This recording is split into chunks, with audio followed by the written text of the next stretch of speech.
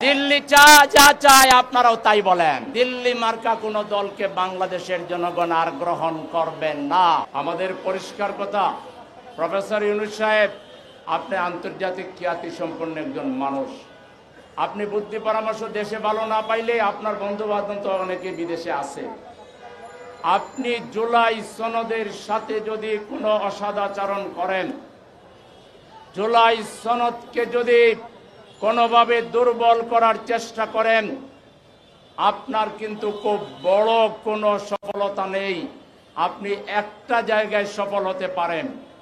জুলাই সনদ যেটা আমরা তৈরি করেছি, এটা অবিলম্বে সাংবিধানিক ঘোষণা দিয়ে বাস্তবায়ন করুন এবং জাতীয় নির্বাচনের আগে তথা এই নভেম্বরের ভিতরেই যদি পারেন, না পারলে ডিসেম্বরের ফার্স্ট উইকে জুলাই সনদ এদেশের জনগণ চায় কিনা তার পক্ষে হা ভোট না ভোট আপনাকে আলাদাভাবে নিতে হবে।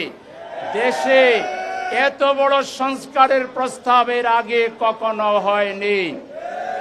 এই সংস্কার যারা চায় না, যারা যেন তেনভাবে রাষ্ট্র চালাইতে চায়, যারা দুর্নীতি করতে চায়, যারা জুলাই যোদ্ধাদেরকে অপমানিত করতে চায়, যারা জুলাই শহীদদেরকে অপমানিত করতে চায়, তারা শুরু থেকে জুলাই সনদের তৈরির ক্ষেত্রে নানা ধরনের ছল চাতুরির মাধ্যমে, নানা পেচ লাগানোর মাধ্যমে এটাকে বিলম্বিত করেছে। এখন আবার বিলম্ব করতে চায়। তারা মূলত জাতীয় নির্বাচনের দিন জুলাই সনদের হানা চায় কেন? তারা মনে করে জাতীয় নির্বাচনের দিন তো জনগণ ওই ক্যান্ডিডেটকে মার্কাকে ভোট দিতে থাকবে, জুলাই সনদের দিকে নজর দিবে না। অতএব অ্যাক্সিডেন্টলি তাদের আশা যদি পূরণ হয়, তাহলে তারা ক্ষমতায় গিয়ে জুলাই সনদকে ছুঁড়ে মারবে। ঢালাইয়ের সেরা প্রিমিয়ার সিমেন্ট। আমরা পরিষ্কার বলতে চাই, আপনাদের চেহারা জাতির সামনে উন্মোচিত হয়ে গেছে। আপনারা অন্তত আগামী টার্মে ক্ষমতার নাগাল পাবেন না। জনগণ আপনাদেরকে নির্বাচিত করবে না।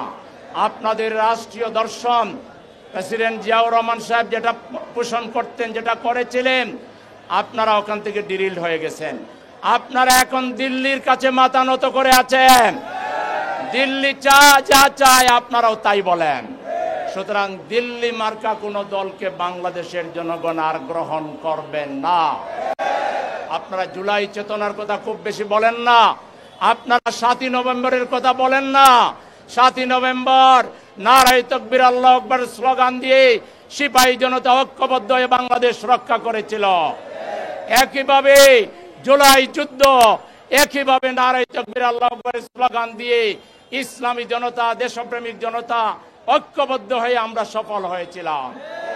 আজকে এই দুই পর্ব যদি আপনারা অস্বীকার করেন, আপনারা করছেন, আপনারা এই জুলাই যুদ্ধকে মৌলবাদ বলছেন। মৌলবাদের উত্থান, দক্ষিণ পন্থার উত্থান, দক্ষিণ পন্থার উত্থানকে যদি ভয় পান, মৌলবাদকে যদি ভয় পান, তাইলে এই ভাষা হচ্ছে হাসিনার ভাষা, দিল্লির ভাষা। আপনাদেরকেও দিল্লি যেতে হবে। আপনাদের জায়গায় দেশের জনগণের বুকে মনে হবে না। সুতরাং আমরা এখনো ওই দলটাকে বলবো, আপনারা যদি আরো বিলম্ব করেন এবং একই দিনে নির্বাচনের কথা বলেন, তাইলে জাতি ধরে নিবে আপনারা নির্বাচন চাচ্ছেন না, নির্বাচন পিছাইতে চাচ্ছেন। কারণ এদেশের জনগণ একই দিনে জুলাই সনদের হানা আর জাতীয় নির্বাচন কখনোই মেনে নেবে না। আমাদেরকে হয়তো আরেকটা জুলাই বিপ্লব করে দালালদেরকে বাংলাদেশ থেকে বিদায় দিতে হবে।